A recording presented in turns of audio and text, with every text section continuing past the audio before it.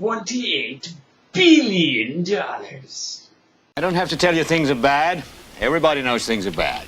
We know the air is unfit to breathe and our food is unfit to eat. There's nobody anywhere who seems to know what to do, and there's no end to it. Hi everyone, I'm Dan, and this is System Failure Episode 2. Last week I asked you guys what you would spend your money on if you were the Prime Minister or President of your country, and here are some of the responses I got. Okay, so no one answered my question of the week last week, but I guess that'll just make this section a little shorter. Alright, so I'm going to start off with something that I wouldn't spend our tax money on if I were the Prime Minister of Canada.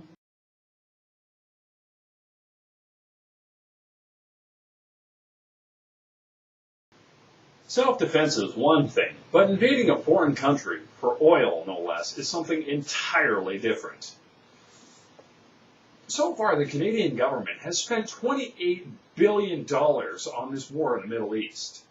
Now, that's enough money to send 5,600,000 people through their first year of university.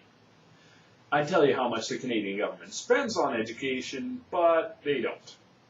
Education is considered to be the responsibility of the provincial governments, which basically means that any province with a higher GDP has a bigger budget to spend on education.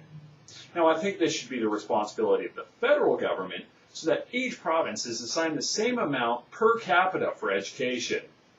Next on the chopping block, the war on drugs. This has been going on for decades now, and the availability and potency of drugs has only increased.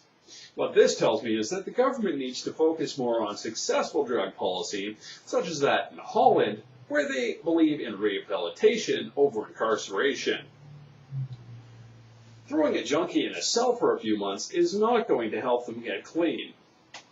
Also, drug prohibition leads to a bloated correction system, which then costs the country even more money to operate. I've got a lot to talk about on this topic, so I'm likely going to make it into its own episode in the near future. Here's another huge waste of taxpayer money: politicians.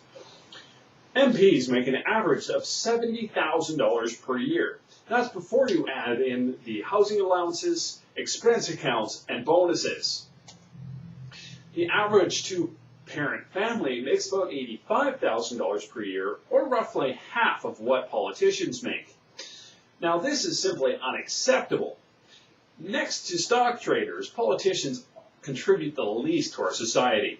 They're supposed to be our public servants, not our masters. Now, I would propose a maximum wage, particularly in the case of politicians. All right, last one for now. For a long time, I've been of the opinion that the welfare system is entirely self-perpetuating. What I mean by that is that the system basically pays people to do nothing. I think the system should focus on educating people and getting them work experience, and that it should require people to show up for those things in order to receive a check. Now, there's an obvious exemption for people with extreme disabilities. But again, I have a lot to say on this topic, so I will likely make it an entire episode in the near future. All right, folks, it's time for the question of the week. This time I want to know, what are you doing to reduce your negative environmental impact? Leave a text or video reply below, and don't forget to rate, subscribe, and share. Let's get everybody in on this conversation.